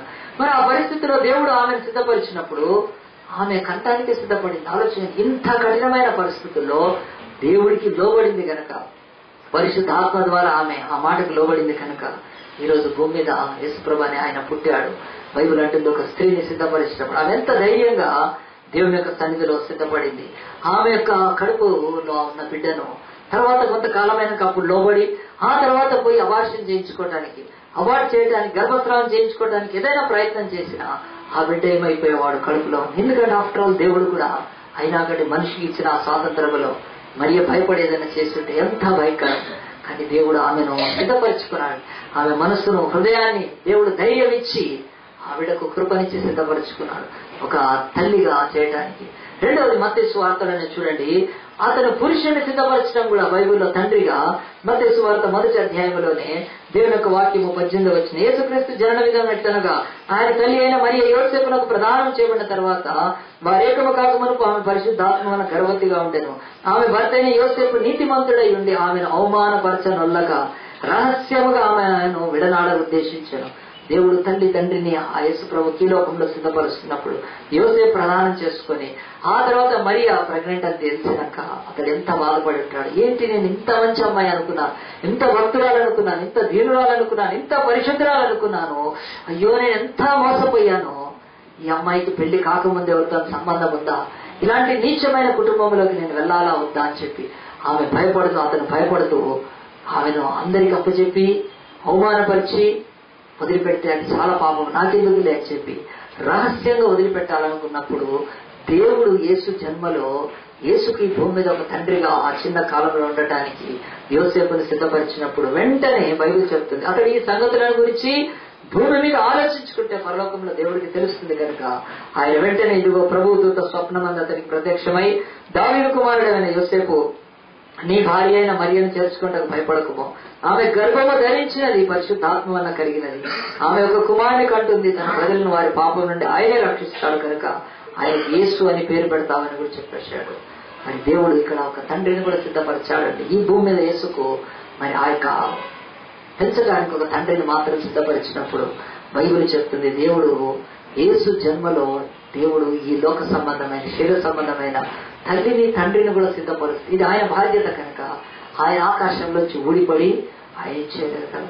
మొన్న కూడా ఈ మధ్య కూడా వైజాగ్ లోనే ఎక్కడో ఒకడు బాబాగాడు వాడు అన్నాడు నాకు ప్రెగ్నెన్సీ ఉంది అని చెప్తే టీవీ నైన్లు పట్టుకొని వచ్చి మెత్తగా ఉతికాడు పోలీసు వాడు ఏం చేసినాడు, ఏమో బట్టలు కట్టుకున్నాడు, ఒక బిడ్డకి జన్మనిస్తాడు, మొగోడాడు, వాడు చెప్తా ఉంటే ఆ మోసముతో ఎంత దరిద్రమైన నాటకాలు ఆడారండి. ఆలోచించండి, ఈ లోకంలో ఎన్ని మోసాలు. దేవుడు సిద్ధపరిస్తే మాత్రము ఆ కార్యం జరుగుతుంది. మరియను సిద్ధపరిచాడు, యోసేపు విడనాడకుండా అతను సిద్ధపరిచాడు. వాళ్ళిద్దరిని ద్వారా ఈ లోకములో యేసుకు పరిశుద్ధాత్మ ద్వారా దేవుడు జన్మనిచ్చాడంటే బైబిల్ ఇక్కడ మనకి 3వ విషయంలో గాడ్ ప్రిపేర్స్ ద పేరెంట్స్. ఎందుకు నేను ఈ మాటలు చెప్తున్నానంటే, ఒకరోజు ఒక వ్యక్తి నా దగ్గరకు వచ్చాడు. వచ్చి ఏం చేశాడంటే ఏడ్చాడు, చాలా ప్రాధాయపడ్డాడు. మరి ఆ తర్వాత ఆ వ్యక్తి ఆ చర్చకు వచ్చేవాడే కానీ కొంచెం ఆ వ్యక్తి సరిగ్గా స్టాండర్డ్ గా ఉండేవాడు కాదు కనుక అలాంటి వ్యక్తి కొంచెం మారాడేమో మొత్తానికి అనుకొని వచ్చి కొంచెం ఏడ్చాడు కూడా. ఏడ్చి బాధపడి ఏమన్నాడంటే మా పాపకు బాప్తిసం ఇవ్వాలన్నాడు. వాళ్ళ కుమార్తె మంచిగానే ఉంది, వయసులోనే ఉంది, అర్థమవుతుంది కనుక అమ్మాయి బాప్తిసం ఏమన్నప్పుడు సరే నేను ఇస్తాను, ఇదిగో డేట్ ఉంది అని చెప్పాను. కానీ ఆ బాప్తిసం ఇవ్వడానికి ఎందుకు ఈయన బాప్తిసమో ఇవ్వటానికి మమ్మల్ని కోరుతున్నాడు. ఆ సమయంలో కొంచెం అనిపించింది దాని వెనుక ఏదైనా ఒక స్వార్థపూరితమైనది ఉందేమో అని అనుకోని అలాగే జనరల్ గా మానవులుగా ఉండే ఆలోచనతో అనుకున్నప్పటికీ సరే బాప్తిసం అయితే ఇచ్చేసామో. అమ్మాయి బాప్తిసం ఇచ్చిన తర్వాత ఒక 2 నెలలు 3 నెలల లోపల వాళ్ళ నాన్న చచ్చిపోయాడండి. ఆయన చచ్చిపోయాడు. ఆయన ఇక్కడ కాదు, ఆంధ్రాలో. ఆయన శవాన్ని మొత్తం చుట్టి బట్టలతో కారులో పెట్టి పంపించేశారు. ఆ పంపించేసిన తర్వాత వాళ్ళ తల్లి వాళ్ళ యొక్క కూతురు ఇంకో కొడుకున్నారు. వాళ్ళు ఏం చేశారంటే వాళ్ళు అప్పటికే బాగా పేదరికంలో ఉండి వాళ్ళు అక్కడి నుంచి వేరే ఇంటికి మారారు. ఆ ఇంటికి మారిన తర్వాత కొన్ని రోజులైన తర్వాత మరి వాళ్ళ యొక్క మరి తల్లి వాళ్ళు ఏం చేశారంటే వాళ్ళకు ఇంట్లో ఉంటే ఆ ఇంట్లో వాళ్ళు రెంట్ కట్టలేక వాళ్ళు తరిమేసేసారు. తరిమేస్తే వాళ్ళు ఎక్కడికి పోవాలా అని చెప్పి ఇబ్బంది పడుతూ ఉన్నారు. ఆ సమయంలో ఏం చేశామంటే మేము ఎక్కడికి వెళ్తారులే, చర్చ్ ఉంది కదా అక్కడ ఉండండి అని. అక్కడ వాళ్ళు కొంతకాలం ఉన్న తర్వాత జస్ట్ మనసులో తల్లి కూడా చచ్చిపోయిందండి. ఇద్దరు అనాథలు అయిపోయారు వాళ్ళిద్దరు. కనుక వాళ్ళను ఇప్పుడు ఎవరు చేరదీయాలి? మేమే చేరదీయాలి పాస్టర్గా. కనుక అక్కడ ఒక మామూలు రూమ్ ఉంటే త్వరగా కొన్ని 20,000 పెట్టి రూములు కట్టించి ఆ అమ్మాయి దాంట్లో ఉండమని చెప్పి చర్చి వాళ్ళు కూడా అక్కడ సహకరించడానికి కొంత ఏర్పాటు చేసినాక ఆ అమ్మాయి అక్కడ ఉండి తర్వాత సండే స్కూల్ తీసుకొని ఒక 70 మంది పిల్లలకు సండే స్కూల్ చెప్పాను. ఆ ఊర్లో మొత్తం పిల్లలందరికీ కూడా అంత ఇష్టంగా ఉండేది. అలాగున తర్వాత తల్లిదండ్రులు చచ్చిపోయారు, ఆ అమ్మాయి అలా ఉండిపోయిన తర్వాత మాకు అర్థమవుతుంది ఎందుకు వీళ్ళ నాన్న వచ్చి మా దగ్గర తీసుకొని వచ్చాడు అని. అంటే ఆయన తెలియకుండానే ఆయన ఏం చేశాడంటే, ఇదిగో ఆత్మీయ తల్లిదండ్రులుగా మీరు ఉండాలి అని దేవుడు సిద్ధపరుస్తున్న ఆ సిద్ధపాటును మేము గ్రహించే వరకు మాకు చాలా లేట్ అయింది. కనుక ఈరోజు ఎంతమంది అలాగున పరలోకం నుంచి దేవుడు ఏర్పాటు చేసిన ఆ యొక్క సిద్ధపాటును గ్రహించలేకపోతున్నారు. వాళ్ళమ్మ నాన్న ఇద్దరు చచ్చిపోయాక అమ్మాయి కొంతకాలం ఉంది చక్కగా మరి బైబిల్ కూడా ఆ యొక్క సండే స్కూల్ టీచర్ గా పనిచేసింది. తర్వాత వెళ్ళి పెళ్లి చేసేసుకుంది. కానీ ఈ యొక్క ఉదయకాలంలో నేను ఎందుకు ఆ మాటలు చెప్తున్నానంటే, యేసు ప్రభు ఈ లోకంలో జన్మించడానికి దేవుడు మరియను కన్యకను సిద్ధపరిచాడు. ఆమెకు రక్షకుడుగా కాపాడటానికి ఒక భర్తగా యోసేపుని సిద్ధపరిస్తే, తల్లిదండ్రులను సిద్ధపరిస్తే దేవుడు అంటున్నాడు ఈ రోజు కూడా నీ జీవితంలో యేసు జన్మించడానికి ఒక స్పిరిచువల్ పేరెంట్స్ ని సిద్ధపరుస్తాడు, ఆత్మీయ తల్లిదండ్రులను సిద్ధపరుస్తాడు. ఒక మాస్టర్ అనుకోండి, మన జనరల్ లాంగ్వేజ్ లో అంటాం, దేవుడు సిద్ధపరుస్తుంటే దేవుడు అంటున్నాడు ఈ లోకంలో నువ్వు నీ కొరకు సిద్ధపరిచిన ఆ తల్లిదండ్రులను గమనించలేక ఎన్నిసార్లు చెప్తున్నా బాప్తిసం తీసుకోకుండా, ఎంత చెప్తున్నానో నిరాకరిస్తే దేవుడు అంటాడు నువ్వు వెళ్ళి ఎక్కడికి వెళ్ళి యెరూషలేముకి వెళ్ళి బాప్తిసం తీసుకోమంటున్నాడా, లేకపోతే ఇంకా అమెరికాకు ఇంగ్లాండ్కో వెళ్ళి నిన్ను ఆయన రక్షణ పొందమంటున్నాడా? ఆయన అన్నాడు నీ ఉన్న చోటనే నీకు దేవుడు స్పిరిచువల్ పేరెంట్స్ ని ఏర్పాటు చేస్తాడు. ఈ బైబిల్ చెప్తుంది మరి ఆ యొక్క తల్లిదండ్రులు కోల్పోయి ఆ యొక్క అమ్మాయి యొక్క సామానంతా ఇంటి బయట వేసేస్తే ఆ అమ్మాయి ఎక్కడికి పోతుంది? మరి దేవుడు మాకు అప్పచెప్పాడు ఆ రోజు మేము స్పిరిచువల్ పేరెంట్స్ ఉండటానికి. నేను పాస్టమ్మ ఆ అమ్మాయిని ఆదరించి చేర్చుకొని కొద్దిగా సహాయం చేయడానికి ఆ రోజు మమ్మల్ని ఏర్పాటు చేస్తున్నప్పుడు మాకు తెలియదు అది ఇట్స్ ద గాడ్స్ ప్లాన్. కనుక ఈ లోకముల అనేకుల కొరకు దేవుడు యేసును మీ జీవితాల్లోకి తీసుకొని రావడానికి ఆయన స్పిరిచువల్ పేరెంట్స్ ని సిద్ధపరుస్తాడు. గ్రహించాలి ఇది. దేవుడు అంటున్నాడు ఈరోజు మనకి ఎంతమంది బోధకులున్నా వాడిని మాత్రము తండ్రులు లేడు అని చెప్తున్నాడు. పౌలు అంటాడు మీకు 10,000 మంది బోధకులున్నా తండ్రి లేకుంటే తల్లిదండ్రులు లేకపోతే స్పిరిచువల్ గా మీరు ఇంకా చాలా తక్కువ స్థితిలో ఉన్నారని. దేవుడు యేసు ప్రభువుని లోకములో ఎక్కడో ఆయన చర్మంలో ఏ అడవిలోనో పుట్టించి ఎవరో ఆ బాబుని ఎత్తుకొని వచ్చి పెంచారు అని బైబిల్ చెప్పట్లేదండి. ఆయన ఎక్కడో దొరికాడు అని చెప్పట్లేదు. కానీ ఒక తల్లి గర్భమున జన్మించాడు కనుక ఆ తల్లి ప్రసవ నొప్పులు ఆ యొక్క ప్రసవ వేదన అవన్నీ అనుభవించాకనింది మరియ కూడా. కనుక నీ కొరకు నీ యొక్క ఈ యొక్క క్రీస్తు లోకంలో జన్మించడానికి ఎవరో పాస్టర్ కన్నీటితో ఎవరో పాస్టర్మ వేదనతో ఆ యొక్క రక్తపు పొరిటిలో పిల్లల్ని ఎలాగున కంటారో అలాగున కంటానికి దేవుడు సిద్ధపరుస్తాడని వారిని గ్రహించకపోతే మన బ్రతుకుల్లో యేసు మన జీవితంలోకి వచ్చేది లేదు. దేవుడు అంటున్నాడు మరి నీకు దేవుడు ఈ యొక్క లోకములో యేసు నీ జీవితంలో రావడానికి సిద్ధపరిచిన స్పిరిచువల్ పేరెంట్స్ ఎవరో తెలుసా? ఎవరో ఎక్కడి నుంచో వచ్చి కాదు, నీ ముందే నీకే దగ్గరలో సమీపంలో పెట్టిన ఈ యొక్క స్పిరిచువల్ పేరెంట్స్ ను గ్రహిస్తున్నావా, గమనిస్తున్నావా? బైబిల్ అడుగుతున్నది. యేసు జన్మలో 3 సంగతులు బైబిల్ చెప్తున్నది. యేసు ఈ లోకంలో రావడానికి జన్మించడానికి దేవుడు మొదట ప్రాఫిట్స్ ని సిద్ధపరిచాడు. ఆలోచిస్తున్నావా? నీ జీవితంలో నీవు బైబిల్ ఎక్కడ పోయి ఎత్తుక్కోలేదు, అదే దేవుడు నీ దగ్గర తీసుకొని వచ్చాడు. మన భాషల్లోకి ట్రాన్స్లేట్ చేసి ఇస్తున్నాడు. అంతేకాదు యేసు ఆయన నీ హృదయంలో జన్మించడానికి ఆయన ఈ లోకంలో స్వతంత్రాన్ని రాజ్యాలను సిద్ధపరిచాడు. ఈరోజు కిరణ్ కుమార్ రెడ్డి ఉన్న సెంట్రల్ గవర్నమెంట్ ఏ గవర్నమెంట్ అది గాడ్స్ ప్లాన్. ఈ సమయంలో నువ్వు దాన్ని గమనించాలి. లేకపోతే ఈ యొక్క స్వాతంత్రము లేకుండా పోయినప్పుడు నువ్వు ఆ యొక్క యేసుకు నీ జీవితంలో స్థానం ఇవ్వలేవు. 3వది ఇదే బైబిల్ చెప్తుంది. నీవు స్థానికంగా నీ జీవితంలో కేసు రావటానికి దేవుడు స్పిరిచువల్ పేరెంట్స్ ని ఆయన సిద్ధపరుస్తాడు. కనుక ఈ మాటలు చూసి మనం ఒక వచనం చూసి నేను చెప్పి ముగిస్తాను. దేవుని యొక్క వాక్యంలో దయచేసి మనందరం వాక్యం తీద్దాం. మత్తయి సువార్త 25 అధ్యాయం తీస్తే దేవుని యొక్క వాక్యంలో ఒక మాట ఉంది. మళ్ళీ ఒకసారి ఆ మాట చూసి దేవుని యొక్క వాక్యము మనం ముగించుకున్నాం. మత్తయి సువార్త 25 అధ్యాయంలో 34 వచనం. అప్పుడు రాజు తన కుడి వైపున వారిని చూచి నా తండ్రి చేత ఆశీర్వదింపబడిన వారులారా రండి, లోకము పుట్టినది మొదలుకొని మీ కొరకు సిద్ధపరచబడిన రాజ్యము. దేవుడు రాజ్యాన్ని సిద్ధపరచబడక ముందే ఆయన తన కుమారుని పంపడానికి సిద్ధపరిచాడు. ఆ కుమారుని పంపినాక భూమి మీద ఈ రోజు నువ్వు రక్షణ పొందడానికి ఆయన సమస్తాన్ని సిద్ధపరిచాడు. కానీ నువ్వు సిద్ధపడుతున్నావా లేదా ఆలోచించు. ఒక ఊరిలో పెద్ద మీటింగ్ జరిగినాయి. 4 days మీటింగ్ జరిగినాయి, ఒక రోజు కాదు. ఎంత గొప్పగా గాస్పెల్ మీటింగ్ జరుగుతుంది. ఊరు పక్క ఊర్ల నుంచి చాలా మంది. ఫస్ట్ డే మీటింగ్ అయిపోయింది, అద్భుతమైన వాక్యం, అద్భుతమైన పాటలు, ఎంతో మంది యేసుక్రీస్తుని అంగీకరించారు. 2వ రోజు ఇంకొద్ది మంది, ఎంతో బాగా జరిగింది. 3వ రోజు వాతావరణం చాలా ప్రతికూలంగా ఉంటదేమో, వర్షం పడుతుంది అనుకుంటే వర్షం పడలేదు. మళ్ళీ ఓపెన్ మీటింగ్స్ ఎంతో గంభీరంగా. 4వ రోజు కూడా మీటింగ్ జరిగినాయి. 4వ రోజు మీటింగ్ తర్వాత 5వ రోజు చాలా మంది బాప్తిసాలు పొందారు. ఒక సేవకుడు ఎక్కడి నుంచో వచ్చాడు, వేరే దేశం నుంచి, చాలా గొప్ప సేవకుడు, స్థానిక సేవకుడు, ఇద్దరు కలిసి మీటింగ్ ఎంతో మంచిగా అయిపోయింది. 5వ రోజు బాప్తిసాలు పొందినాక ఈ మీటింగ్లలో మనం ఎంత ఆనందం పొందాం, ఈ మీటింగ్లను బట్టి ఎంత ఫలము పొందాం, ఈ మీటింగ్లను బట్టి దేవుడికి ఎంత మహిమ, సంతోషిస్తూ 5వ రోజు తర్వాత నెక్స్ట్ డే అక్కడ ఉన్న పాస్టర్ గారు, ఆ లోకల్ పాస్టర్ గారు ఏం చేశారంటే, ఆయన 4 రోజుల పరిచర్య బాప్తిసాలైన కొంచెం విశ్రాంతి తీసుకోవడానికి ఆయనను అక్కడ ఉన్న కొన్ని చారిత్రకమైన కట్టడాలు, హిస్టారికల్ ప్లేసెస్ చూపించడానికి ఆ యొక్క ప్రాంతంలో దూరం చేసి వచ్చాడు కనుక బయలుదేరడానికి వాళ్ళు కారు ఎక్కబోతున్నప్పుడు ఒక ఫోన్ వచ్చిందండి. ఎమర్జెన్సీ కాల్, ఇమ్మీడియట్ గా రావాలంటే.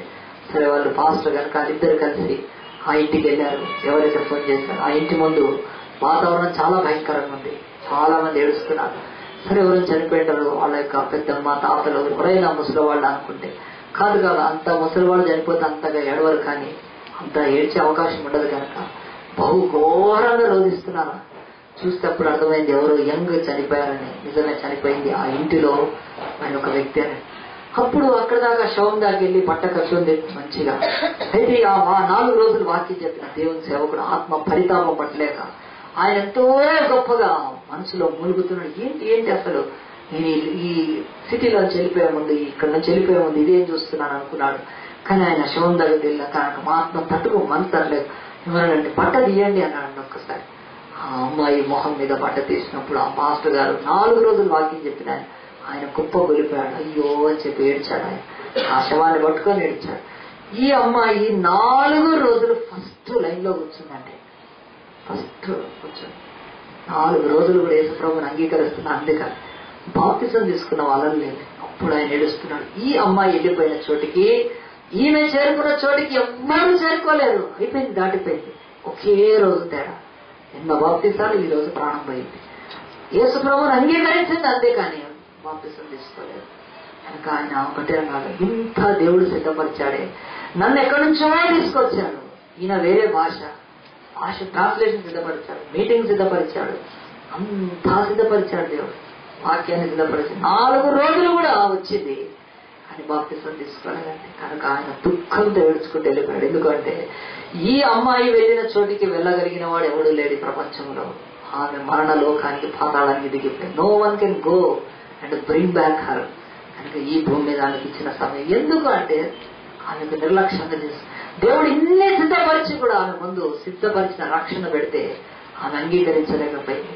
ఆమె రక్షణ పొంది బాప్తిజం తీసుకుంటే ఏ ఒక్కరు ఏమనేది లేదు. తీసుకుంటే పెళ్లి కాదనో ఏమీ లేదు, క్రిస్టియనే. కానీ ఆ అమ్మాయి పోయి ఆ యొక్క రక్షణ లేకుండా వెళ్ళిపోయింది. అందు గురించి ఇదే మత్తయి సువార్త 25వ అధ్యాయంలో చూడండి, భయంకరమైన మాట. ఇది కూడా సిద్ధపరిచనే మాటే ఉంది బైబిల్లో. ఆ యొక్క 25వ అధ్యాయంలో ఒక మాట చదువుతున్నాను చూడండి, 41వ వచనం. అప్పుడు ఆయన ఎడమ వైపున ఉండు వారిని చూచి అంటాడంట. మొదట అన్నాడు కుడి వైపున ఉన్న వారిని చూచి పైన అన్నాడు.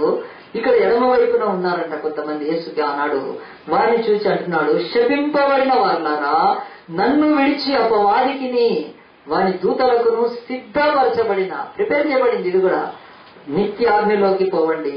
నరకము బైబిల్ చెప్తున్నది మనుషుల కొరకు చేయలేదు. నరకాన్ని దేవుడు, హెల్ని మానవుల కొరకు క్రియేట్ చేయలేదు. నరకము ఎవరి కొరకు అంటే ఆయన దగ్గరుండి పడిపోయిన దూతలు, అపవాది సాతాను దూతలకు మనం చాలా శక్తిమంతులు. వాళ్ళను ఆత్మలోనే యుగ యుగాలు కాల్చి వాళ్ళ అవిధేయతకు తిరుగుబాటుకు వారి భూమి మీద దేవుని సృష్టిని పాడు చేస్తూ, మేము దేవుళ్ళము దేవతలమని గుళ్ళు కట్టించుకొని, దేవాలయాలు కట్టించుకొని, పూజలు పునస్కారాలు కుంభ మేళాలతో కూడా లోకముని నాశనం చేస్తున్న అనేక దూతలే ఈరోజు ప్రపంచంలో దేవుళ్ళుగా చలామణి అవుతున్నారే. వాళ్ళందరికీ దేవుడు సిద్ధపరిచిన ఆ యొక్క నరకాగ్నిలోకి మీరు వెళ్ళిపోతున్నారు, వెళ్ళిపోండి అన్నాడు. ఎందుకో తెలుసా అండి, దేవుడు ఏది సిద్ధపరిచాడో అది నువ్వు గ్రహించకపోతే దేవుడు అన్నాడు నువ్వు వెళ్ళేది దేవుడు నీ కొరకు సిద్ధపరచని స్థలానికి వెళ్తావు. God has not prepared help for you. నీ కొరకు సిద్ధపరచలేదు ఆయన. దేవుడు సిద్ధపరిచింది దయ్యాలకు, దేవుడి దగ్గర నుంచి పడిపోయిన ఆత్మలకు. ఈరోజు దేవుళ్ళలో కొలవబడుతున్న వీటికి శిక్ష ఉంది. ఎందుకంటే అవి దేవుడి మహిమను దొంగిలిస్తూ మనుషుల పూజలను ఆరాధనను అవి సృష్టించకపోయినా అవి పొందుతున్నాయి కనుక దేవుళ్ళు దేవతలకు, సాతానికి, సాతాను సమూహాలకు దేవుడు నరకాన్ని పెట్టాడు తప్ప మనకు కాదండి. మనకు ఏమి సిద్ధపరిచాడంటే ఆయన తన కుమారుని సిద్ధపరిచాడు. ఆ సిలువలో వధింపబడటానికి సిద్ధపరిచాడు. ఈ చేతులు బాగుపడటానికి ఆయన చేతులను సిద్ధపరిచి మేకులు కొట్టేశాడు. ఈ యొక్క తలలో ఉండే ప్రతి చెడు ఆలోచన తీయబడ్డానికి ఆయన తలను ముళ్ళ కొరియడం కొరకు సిద్ధపరిచాడు. ఆయన యొక్క శరీరము మన యొక్క శాప పాపాలను బయట, తల్లిదండ్రుల పితరుల నుంచి వస్తున్న శాపం అంతా కూడా ఆయన శరీరం బయటానికి, ఆయన శరీరము ఛిద్రము కావటానికి ఆయనకు 39 కొరడా దెబ్బలు తట్టుకునే శక్తినిచ్చాడు. ఆ శరీరం ముక్కలు ముక్కలుగా చించబడి దేవుడు ఆయన కాళ్లను మన కొరకు సిద్ధపరిచాడు. తప్పుడు మార్గాలను దేవుడు నేను సిద్ధపరిచిన ఈ రక్షణ మీకు అర్థం కాకపోతే ఎట్లా? మీరు ఈ రక్షణ దేనితో ముడిపడి ఉందంటే యేసు జన్మించాడని చెప్తున్నారు కదా. యేసు జన్మిస్తే ఏం సిద్ధపరుచుకుంటాం? బట్టల, వెండి, నగల, లేకపోతే రిబ్బన్లా, కేకులా, లేకపోతే మంచి భోజనమా? ఏం తినట్లేదా ఎప్పుడు మంచి భోజనం? కానీ దేవుడు తినుతూ తాగుచు ఈ లోకములో మత్తులో, మతములో, అవివేకములో, అజ్ఞానములో స్టార్ పెట్టుకొని, ట్రీ పెట్టుకొని, డెకరేషన్లు చేసుకొని దేవుడు నాకు సిద్ధపరిచింది ఏంటో నాకు తెలియట్లేదు, నాకే దేవుడు ఏం సిద్ధపరిచిందో తెలియకపోతే అసలు ఏమాత్రం ఈ జ్ఞానం లేని అనేకులకు నేనెళ్ళేం వాక్యం చెప్తాను. దేవుడు ఏం సిద్ధపరిచాడు మనకు? బైబిల్ అంటుంది ఈరోజు నీకు ఆయన సిద్ధపరిచింది ఈ భూమి మీద తన కుమారుడిని నీ కొరకు సిద్ధపరిచాడు. ఆయన జన్మలో ఏం సిద్ధపరిచాడో నీ జీవితంలో ఏం జన్మించడానికి కూడా ఈ 3 నువ్వు వెళ్ళి ప్రార్థన చేసుకొని చెప్పిన తర్వాత గ్రహించగలుగుతావు. ఈరోజు నేను ఒక పాస్టర్గా దేవుని బిడ్డగా ఉన్నానంటే దేవుడు అనాదిగా ఆయన కొన్ని వందల సంవత్సరాల క్రితం ఈ ప్రణాళిక ఏర్పాటు చేసి పెట్టాడు కదండి. ఇప్పుడు 2014-15లో మనం మెట్రో రైలు చూస్తామంటే అదొక సిద్ధపాటు, అదొక పెద్ద కంపెనీ 6,000-14,000 కోట్లతో హైదరాబాద్ లో ఇప్పటికే చాలా సిటీస్ లో ఉంది. అది మెట్రో రైలు సిద్ధపరుస్తున్నారు. అది మనం ఉన్నా పోయినా అది కంటిన్యూ అవుతుంది ప్రాజెక్టు. మరి అంటున్నాడు ఈ లోకంలో మనుష్యులే తమ యొక్క జ్ఞానముతో, సంపదతో, శక్తి సామర్థ్యాలతో ఎన్నో సిద్ధపరుస్తున్నప్పుడు నీ తల్లి గర్భంలో పిండాకృతి కాకముందే దేవుడు సిద్ధపరిచాడు ఈ రక్షణను. కానీ నువ్వు గ్రహిస్తావా? కనుక దేవుడు అంటాడు 3 సంగతులు. యేసు జన్మకు బైబిల్ అంటుంది ఫస్ట్ ప్రాఫిట్స్ సిద్ధపరిచాడు, రెండవది కింగ్డమ్, దేవుడు రాజ్యాలను సిద్ధపరి ఏ దేశమైన ప్రపంచాలు ఆయన సిద్ధపరుస్తుంటాడు, మూడవది నీకు స్థానికంగా నిన్ను నీళ్ళలో తీసుకెళ్లి బాప్తిసం ఇవ్వటానికి ఒక స్పిరిచువల్ పేరెంట్స్ ని కూడా ఆయన సిద్ధపరుస్తాడు. కనుక అందరం తనలో వచ్చి దేవుడి సన్నిధిలో ప్రార్థన చేసుకున్నాం. దేవా, యేసు జన్మ ఆ తండ్రి యొక్క సిద్ధపాటు ఏమైనది? ఈ రోజు ఆయనే నీకు తండ్రి, పరలోక తండ్రి. ఆయన కూడా యేసు జన్మించినప్పుడు ఎట్లా సిద్ధపరిచాడో నీ జీవితంలో ఈ రోజు వరకు కూడా ఆయన సిద్ధపరుస్తున్నాడు. గ్రహిస్తావా? నువ్వు హీబ్రూ నేర్చుకొని, గ్రీక్ నేర్చుకొని బైబిల్ చదవాల్సి వచ్చిన అవసరం వచ్చిందా? No. God has prepared the prophets who translated the Bible into our own languages. మన తల్లి మాతృభాషలోకి ఆయన ట్రాన్స్లేట్. ఆనాడు పరలోకపు దేవుడి యొక్క వాక్కును హీబ్రూలకు వాళ్ళ మాతృభాషలోకి దానియేలు, మీకా ద్వారా, ఇషియా ద్వారా ఆయన ప్రవచనాలను ఇప్పించాడు. ఈరోజు మనకు కూడా దేవుడు మన భారతదేశంలో విలియం కేరీ అనే మహాగొప్ప భక్తుడు ద్వారా ఆ యొక్క ప్రవచనాలన్నింటినీ ఇచ్చాడు. దేవుడు సిద్ధపరచలేదా విలియం కేరీని? విలియం కేరీ వచ్చి ఇండియాకు వచ్చి బిజినెస్ చేసుకున్నాడా? ఇండియాకు వచ్చి ఆయన గవర్నర్ అయ్యాడా? సిపి బ్రౌన్ అని, చార్లెస్ పి బ్రౌన్ అని ఆయన మన డిక్షనరీని చేశాడు. కానీ బ్రౌన్ ఆ యొక్క డిక్షనరీ చేసి ఉండొచ్చేమో, తెలుగు ఇంగ్లీష్. కానీ ఆ యొక్క విలియం కేరీ డిక్షనరీ చేయడానికి రాలేదండి. ఆయనని ఒకరోజు రక్షణ పొందడానికి దేవుడి చేతిలో మకుటముగా ఆయన లేఖనాలను సిద్ధపరిచాడు. బైబిల్ని మన భాషలో సిద్ధపరిచాడు. అర్థమవుతుందా నీకు? ఇన్ని బుక్కులు చదువుతాం, కానీ దేవుడు నీ కొరకు సిద్ధపరిచిన ఈ బుక్ మీద నీకేమైనా కొంచెమైనా గౌరవము, కొంచెమైనా నమ్మకం ఉందా? అయితే నీ బతుకు ధన్యమవుతుంది. అది ఉండొచ్చు, నువ్వు పీజీ చేసి పిహెచ్డీ చేసి ఉండొచ్చు. దేవుడు అంటాడు అవన్నీ లోక సంబంధమైనవే, కానీ నీ ప్రాణాన్ని, ఆత్మను కాపాడలేవు. నీకు సుఖం ఇవ్వలేవు, శాంతి ఇవ్వలేవు, నీకు నెమ్మది ఇవ్వలేవు, నీకు సంతోషం ఇవ్వలేవు, సంతానం ఇవ్వలేవు. అది ఇదిగో ఈ లేఖనాలను మన భాషలోకి 200 సంవత్సరాల పైన వచ్చిన ఒక విలియం కేరీ అనే ఇంగ్లాండ్ వ్యక్తి, ఆయన మన కొరకు ప్రాణం ధారపోసి చేశాడు. God's preparation. నీ జీవితంలో యేసు జన్మించడానికి దేవుడు సిద్ధపరిచింది. మొదటిది లేఖనాలను గ్రహించు. రెండవది యేసు నీ జీవితంలో జన్మించడానికి ఈనాడు ఆయన రాజ్యాన్ని కూడా సిద్ధపరిచాడు. ఈ డెమోక్రటిక్ కంట్రీ, ఈ సెక్యులర్ కంట్రీ రోజు ఎందుకుందో మనకు తెలియదు. బట్ 100 కోట్ల మంది భారతదేశంలో నశించిపోకుండా గాడ్ ఆయన చేతిలో రాజు మకుటం ఉంటుంది. ఆయన నియమిస్తాడు రాజులను, ప్రైమ్ మినిస్టర్లను, ప్రెసిడెంట్లను ఆయన నియమిస్తాడు ప్రతి దేశానికి. మరి అది ఆయన దేవుడే కదా ఈరోజు సెక్యులర్ దేశాన్ని నీకు ఇచ్చాడు. నువ్వు భయపడుతున్నావా? దేవుడు సిద్ధపరిచాడు. ఈ అవకాశాన్ని పోగొట్టుకుంటే ఎన్నో దేశాల్లో లేదు. ఈరోజు కాల్ చేస్తారు యేసుప్రభువుని నమ్ముకుంటే, ఆ దేశాలలో తీసుకెళ్లి చెరసాలలో వేసేస్తారు. మరి అలాంటి దేశంలో లేవంటే God he's prepared kingdom and country for you. ఈ దేశంలో ఇంకా దేవుడు ఏం చేయగలుగుతాడు నీకు? ఆలోచించు. మూడవది, మరి దేవుడు ఇచ్చిన ఆ స్వాతంత్రంలో నీకు సమీపంగా ఒక ఆత్మీయ తల్లిదండ్రి వచ్చి నీకు ఆ జన్మను కలుగజేస్తారు. యేసు జన్మని లైఫ్ లో. మరి ఆ స్పిరిచువల్ పేరెంట్స్, పాస్టర్లు అయితే ఇదిలే వీళ్ళు టైం పాస్ కు సేవ చేస్తున్నారనో, డబ్బు సంపాదించుకోవడానికి సేవ చేస్తున్నాను, మత ప్రచారం చేస్తున్నారనుకుంటే అదంతా మన అజ్ఞానమే తప్ప. ఎవరు డబ్బులు ఇస్తే ఎవరికి రక్షణ వచ్చేది లేదు. డబ్బులను బట్టి సేవ జరిగేది కాదు. ఇది ఏ తల్లి కూడా తన బిడ్డల దగ్గర డబ్బులు తీసుకొని అన్నం పెట్టదే. ఏ తండ్రి తన బిడ్డల దగ్గర డబ్బులు తీసుకొని వాళ్ళని పెంచడే. అయ్యో తల్లిదండ్రి ప్రేమ ఆత్మీయ తల్లిదండ్రులలో కూడా దేవుడు ఉంచుతాడు. నువ్వేమిచ్చినా ఇవ్వకపోయినా వారు సేవ చేస్తారు. వాళ్ళు కష్టపడతారు. వాళ్ళు నిన్ను ఈ లోకంలో యేసు ప్రభుని జీవితంలో రావడానికి ప్రయాసపడతారు. ఆలోచించాము. దేవుడు నీకు ఇచ్చిన spiritual parents preparation of God అని నమ్ముతున్నావా? ఆలోచించు. గుజరాత్కి వెళ్ళాను నేను. 6 లక్షల మంది ఉన్నారు. 6 పాస్టర్లు ఉన్నారు అక్కడ గుజరాత్ లో. నేను 2006లో వెళ్ళి ఒకసారి 3 రోజులు అక్కడ వాక్యం ప్రకటించాను. గుజరాత్ అనే స్టేట్ లో 6 lakhs తెలుగు వాళ్ళు ఉన్నారు.